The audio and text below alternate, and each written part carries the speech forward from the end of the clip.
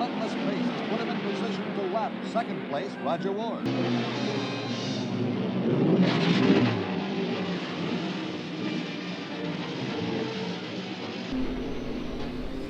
Yeah, boy, this is just fantastic.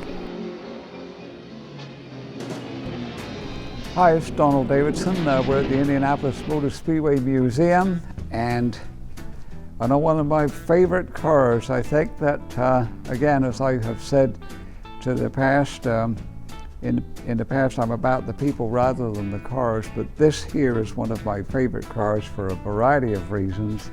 And historically, it is significant because it is the last car to win the race with the engine in the front, A.J. Foyt in 1964.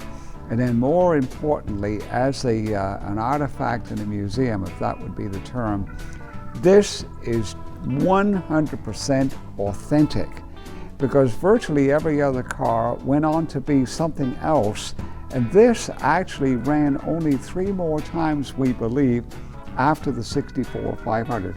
Now, the car was built new by A.J. Watson in 1963 and for A.J. Foyt, but Foyt preferred the car with which he had won in 1961, which was a Watson design built by Floyd Trevis.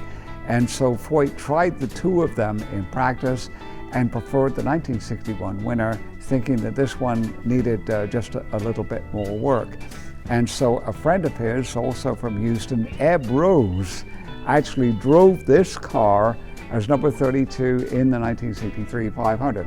Well, for 64, it was prepped, and George Vignotti, they did a design change and put an air scoop.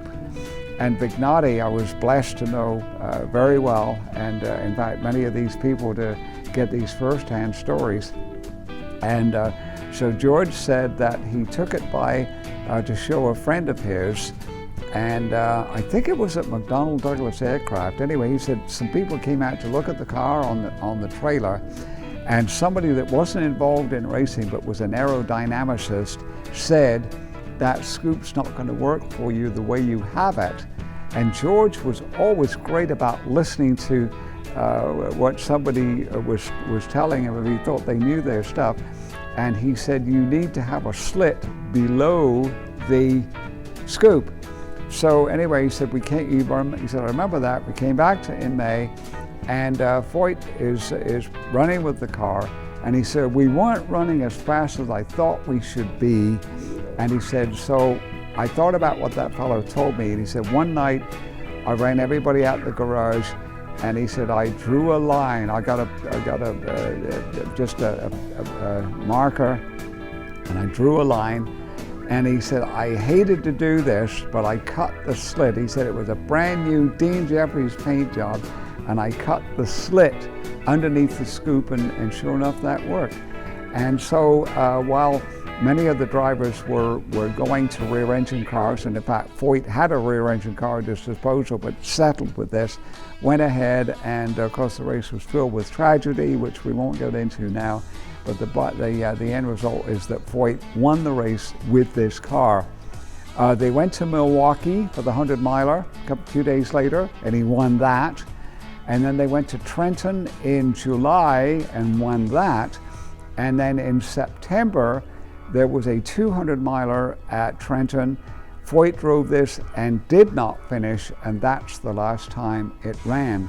So instead of it being a hand-me-down and somebody else repainting it and going to another owner, it went to Bill Anstead's shop on Henry Street, just immediately north of downtown Indianapolis, where it sat until I think 1966 or so, when it was donated to the Indianapolis Motor Speedway Foundation.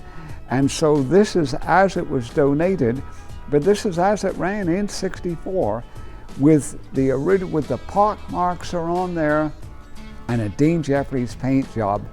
And in closing, there's so many stories about this, but I was blessed to have conversations with Vignotti and Foyt, and also Dean Jeffries, who painted the car. And he said, I used pearlescent, And he said one of the problems with pearlescent was that it would have a yellow tint to it after a while. And I said, yes, I know what you mean. I've seen cars with that. He said, well, that one doesn't. And he said, somebody told me if you mix ladies' nail polish with the pearlescent paint, it won't turn yellow. And here it is now, 50-something years later. One other point is on the side is an oil tank. And when people make models of this, you'll see it with an oil tank, but in the race, it didn't have an oil tank. And the answer is, which is correct? And it's both. You had the oil tank as it qualified. And then Bignati and Foyt both believed that it was acting as a drag on the straightaways. And so for the race, they took it off. And one version is that they put the oil tank inside. Well, actually, there's another oil tank that's already there. They ran this in the race with this off and the holes drilled in the side.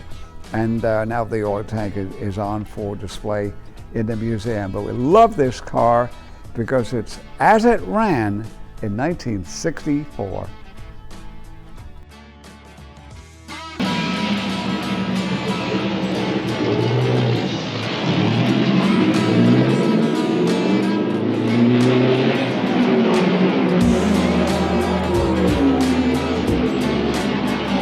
Foyt's relentless pace put him in position to lap second place Roger Ward.